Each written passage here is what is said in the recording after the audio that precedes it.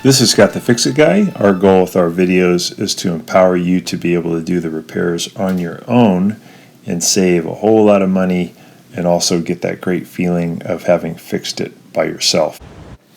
Today we have a Maytag Neptune Dryer that isn't heating, and here's a couple things you can try. So first I set it for time dry and I turned it on, and then I'm going to go outside and I just want to feel the volume of air, because if there's not much air coming out, it's probably a clogged dryer vent tube, and it's probably the high limit blew and you just have to replace the high limit. But in this case I feel there's tons of air coming out. It feels like a hair dryer, so I know that that's not the case. So I go back inside and I'm going to do a little disassembly here. I unplugged it. I'm going to take off the door by removing 2 Phillips head screws, and then I'll be able to just wiggle the door out. And then there's also 2 screws on the other side that I want to remove. These are just holding on this front panel. Once I get the front panel out, I have good access to the things that are involved in making the dryer heat. There's a couple of thermostats, and also there's a thermal fuse that I need to check. It also could be the igniter, so there's a few things to check out. But they're all pretty cheap and expensive, and they're easy to test. You just need a continuity tester, a multi-tester that has a continuity reading. Continuity testers or multi-testers cost about $20. So I got those screws out. Just going to grab the door and kind of wiggle it toward me. As I pull it toward me, it'll come out of its bracket. And then I'm going to grab the front panel at the top right and top left. I'm going to wiggle it and pull it toward me. I'm going to lift it off of the bottom clips, get that out of the way. And then down at the bottom center, there's a white thermal fuse. I'm testing it for continuity. It shows that it does have continuity, so it's not blown. I'm putting then the probes on the outside of the thermostat, and it shows it has continuity. Then I'm reaching back on the burner tube. There's also a high limit. I'm putting my probes on its terminals, and it shows that it also has continuity. So they all have continuity, so I know it's not any of those that have tripped. So now I set my voltmeter for AC voltage, and I'm going to put my leads right here on this white connector. I'll put one in this hole here and then one on the other side. And this is going to be looking for voltage going to the igniter.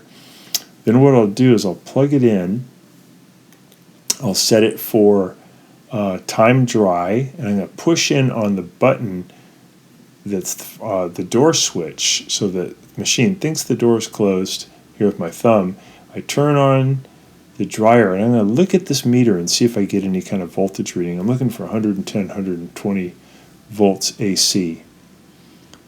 And it took a second, but then I did show voltage. So I know I have voltage going to the igniter, but the igniter is not glowing, and that tells me that the igniter has just burned out. And this took about, in this unit, I think about 20 years, so that's pretty impressive. So I'm going to be replacing the igniter. It's really easy to do. Got to unplug it and pull the igniter out of the case. Then I have to remove just one screw to get the igniter out. Also, I have to separate the modular connector that brings power to the igniter, which is pretty easy to do too.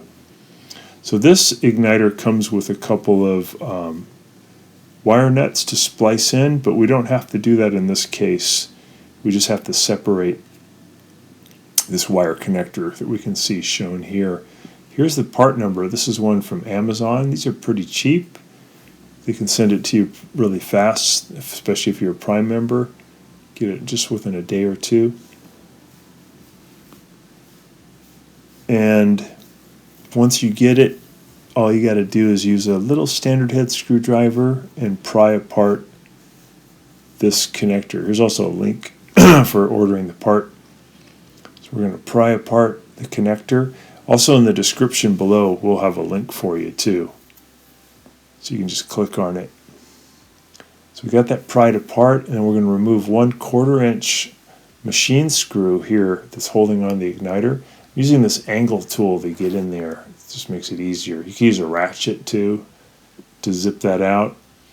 Once you get that screw out, the igniter will come right out. And this igniter doesn't look broken, it looks good, but it probably has an internal break that's not allowing the electricity to flow through it. So we got our new igniter. We're going to put that in position.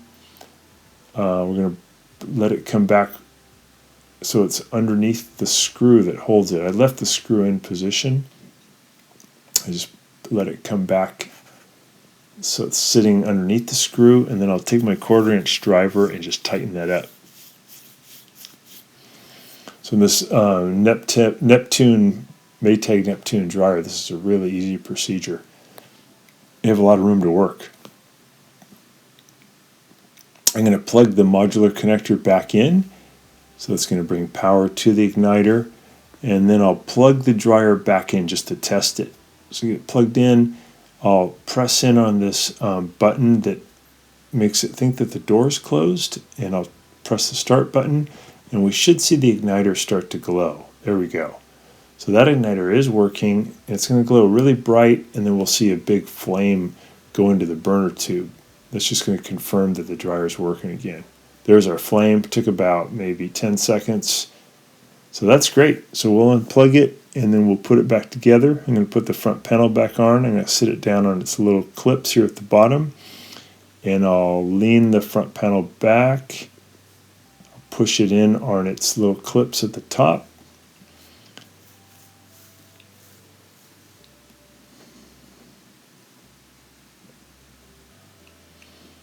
I'm going to grab the door, and I'm going to feed these metal clips back into these holes. Kind of hard to see them. Kind of wiggle it in. This is probably the only hard part of getting these little hinges to go back in. And I'm going to put the Phillips head screws back in to hold it. Just for fun, I'm using my multi-tester to test this old igniter. I have it set for continuity. Well, I'm also testing the dryer to make sure it got hot, and it did get nice and hot. What I noticed now when I test it for continuity is I get no auditory reading and no change on the meter display. So in essence, no electricity can flow through this igniter, so it has an internal break somewhere. And that's pretty good though, again, after 20 years. But easy procedure. Hope this works to help get your Neptune dryer going again. Here's that link if you need it, and we'll also have it in the description for you. So thanks for watching, and please subscribe when you get a chance. We can send you more videos.